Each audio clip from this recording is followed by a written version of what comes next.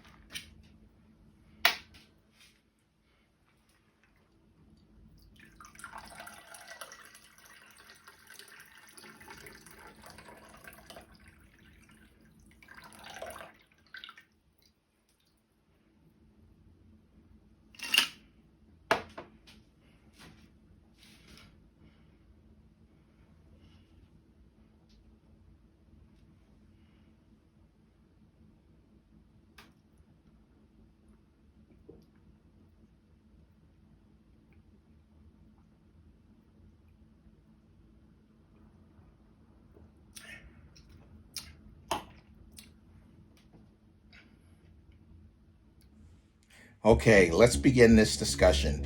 Now, what made this interesting to me is I did a little bit of a social experiment. Normally, I would just go ahead and purchase the drink package offered by whatever cruise line I was traveling on, because I know as a person who likes to indulge in adult beverages, I would enjoy having that. One of the benefits I have as being a Diamond member, particularly on Royal Caribbean, so I'm going to relate this experience to Royal Caribbean. You have certain perks. One of those perks is you get free drinks every day. Now, the number of those free drinks, 4 drinks. So I get 4 free drinks in a day. To do this social experiment, maybe I could try not to purchase the drink package and see if that 4 drinks would suffice me during the entire cruise. So I then decided not to get the drink package. Now, let me tell you how that worked out for me. So there's this experiment people do in their head about, how much the drink package costs versus how much you'll actually drink. The other question that should be running through your head is, if I do buy this drink package, am I going to be forced to drink more than I normally would just to be able to break even on the drink package? So you're always doing this kind of drinkage fuzzy math in your head, and you got to come up with the answer for yourself. For me, I've already decided that I was able to survive on the 4 drinks a day.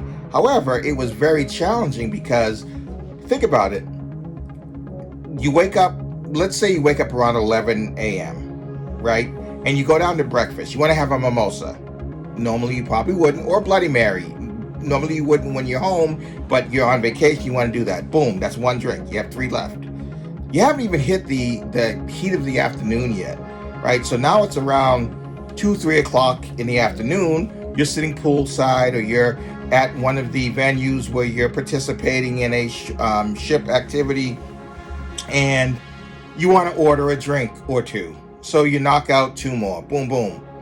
Now you're up to 3 drinks. That just leaves 1 drink for the evening. Now you're going to decide whether you're going to save your drink for dinner, or if you're going to forego your drink at dinner and have your drink later on at one of the evening venues. So I was playing that game every single day, so much so that I was hyper obsessed with making sure that I didn't drink a certain amount before a certain time, so forth and so on. That was very far from being relaxed on vacation.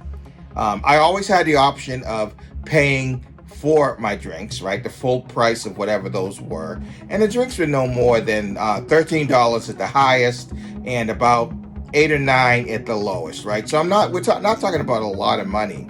But when you are doing this experiment and if you're offered free drinks, had I just purchased the drink package, I could have easily gone through at least balance, because you have to have about 8 drinks a day to balance out the the cost of the drink package prior to the cruise.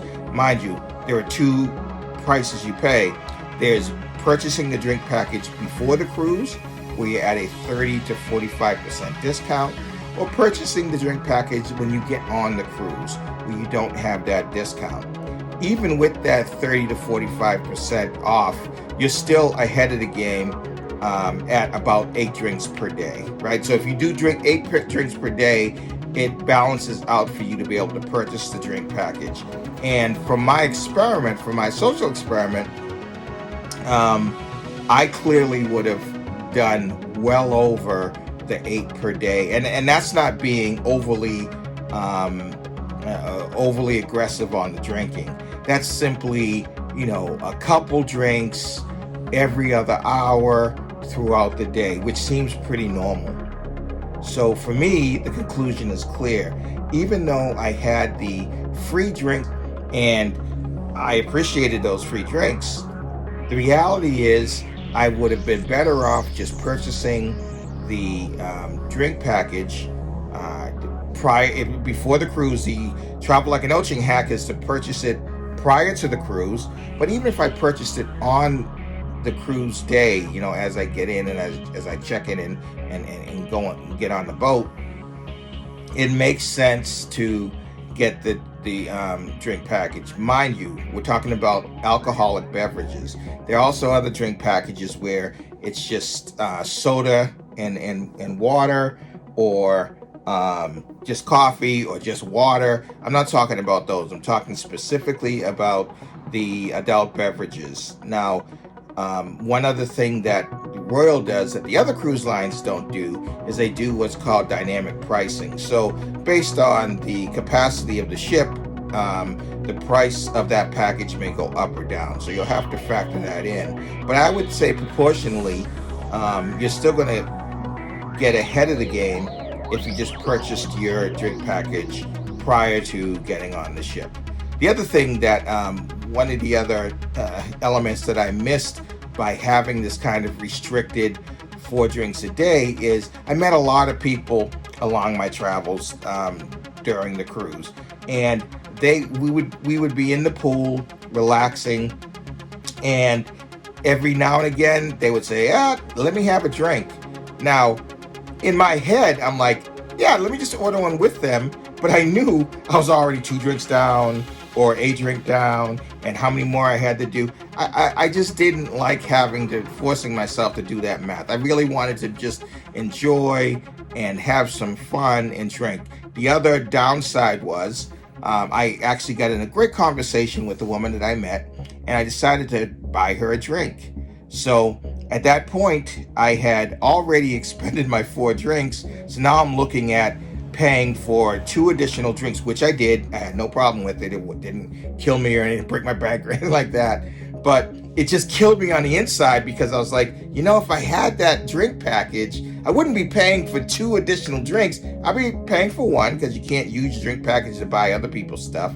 But it would have just been the cost of 1 drink. So I dropped $30 because I didn't have that foresight of just purchasing the drink package up front.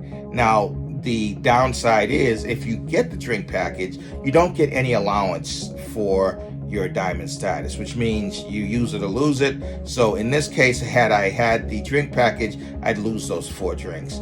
But that is a small consolation that I would have had to undergone just for the benefit of being able to socially drink with all the others on the cruise who did that. And that's basically my story and how I break it down. Moving forward, I will always purchase a drink package in conclusion, because it just makes sense. I enjoy adult beverages, and the amount that I would consume far outstrips the 4 that is allotted. So my recommendation is go ahead and purchase your beverage package prior to the cruise, and I think that is going to be the best option. If you're not a big drinker, then it doesn't make sense to do that, and the 4 may be plenty. There are certainly people out there who don't drink a lot, and that's fine. But for me, and I would imagine for the majority of the folks who are watching my videos, you would probably opt for the freedom to be able to have as many adult beverages as you wish, and you will opt for the drink packages. That's it for now. Thank you for joining me on Travel Like an Oching yet another week. And please, if you are enjoying the information I'm sharing with you, click on the like and subscribe button and ring the bell so that you'll be updated as to new content that comes out each week. It costs you nothing. It means everything to me, and I certainly appreciate you returning. And until next time,